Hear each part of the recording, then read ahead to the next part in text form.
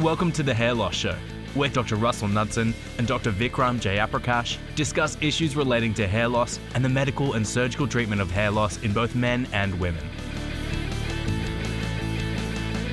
Hi everybody, welcome back to the Hair Loss Show. Good to be here with you, Vikram. Good to see you again, Russell. Thank you. Quick shout out to our subscribers. Thank you for subscribing. And to those of you who haven't yet subscribed, we'd be very grateful if you did, because it helps raise the profile of the show, which means we get to more people around the world and hopefully give them information that helps them make some good decisions about how to manage their hair.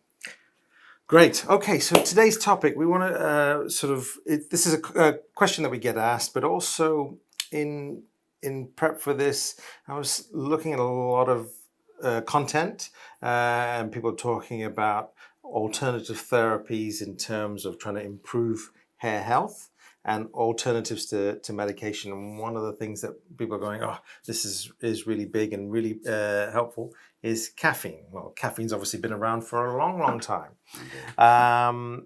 And I guess the question is it going to replace finasteride? Is it going to replace minoxidil? Is it sufficient to halt any sort of alopecia? Right. So one of the big questions we get asked week in, week out is from our patients is what shampoo should I be using? Yeah. Okay. So you need to, the way they're being marketed at the moment in the hair loss sphere is there probably are two types of classes of shampoo. They're the anti-inflammatory shampoos, which we support, because approximately 40+% of people with hair loss do have increased inflammatory activity in the scalp, which increases the rate of shedding and therefore potentially accelerates hair loss over time. So anti-inflammatory shampoos have a legitimate place and have been very well studied. Where we get into a little bit more controversial areas is stimulating shampoos, and caffeine is just an example of one of those classes of the stimulating shampoos.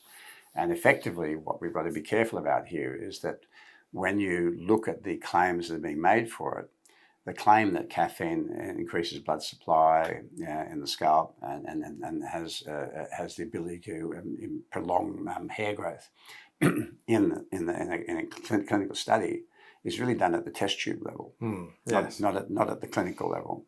And it might be tested on animals, but it's certainly we haven't yet to see a trial on humans for caffeine shampoos. The other thing to understand is that these products that come into the marketplace usually just have trace amounts of these things in them, so as not to provoke a reaction. So caffeine is a vasoconstrictor, right? So for some people, putting loads of caffeine on may not be helpful to them if they've got cardiovascular disease. Yes. That may be something that is a particular problem.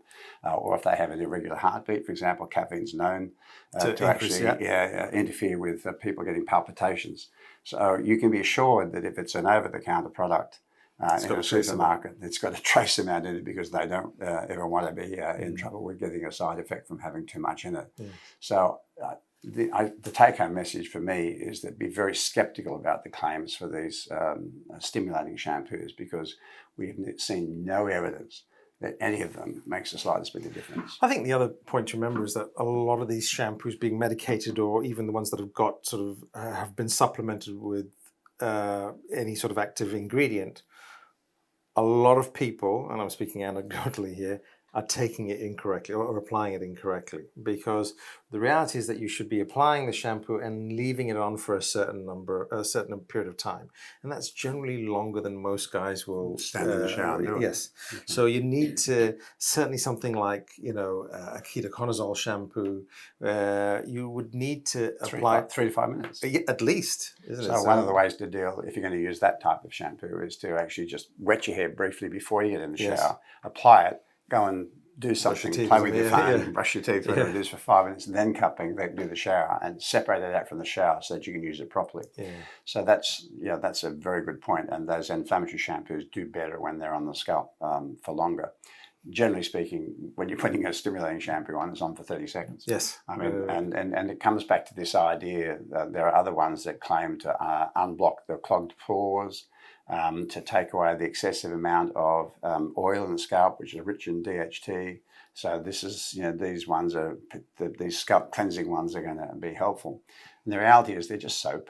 Yes. All right, and the idea is that, I mean, and that's a natural process for the skin to produce oil. The oil goes along the hair, is brushed along the hair, and it takes the cuticle layer, which is the outside layer of the hair, and smooths it and gives it moisture and helps and so it gives luster.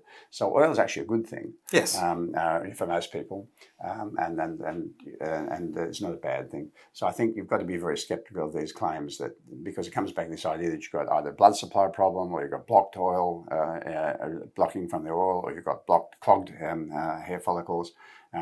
This whole thing really has no basis in science. Yes. We know this to be true, but it does appeal to people because, again, it comes back to this idea: am I washing my hair incorrectly? Or I wash it too often. That's another question we get. I wash it every day. Is that too often? Yes. The answer is no. It makes no difference whatsoever. The amount of hair that sheds out as part of the normal cycle of hair shedding is the same whether if you measure it over time. It's the same no matter what the frequency of washing is.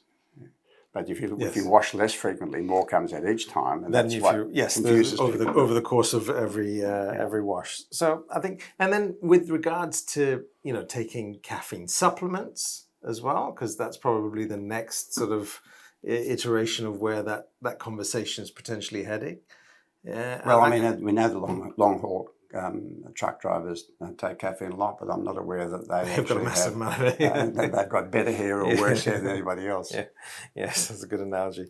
Good. So I think the short answer essentially is that we're not, we don't certainly believe. I mean, caffeine's fine. It's good. I enjoy coffee, as do you, but it's not necessarily a significant treatment. A part of the treatment protocol that's going to make a massive difference that we can see in terms of halting male pattern hair loss. Yeah. I mean, again, unlikely to do any harm.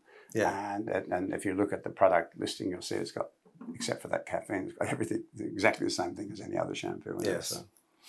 Perfect. All right. Well, I hope that answers that question. Thank you again for watching, and we'll see you on the next episode. Thanks, everyone.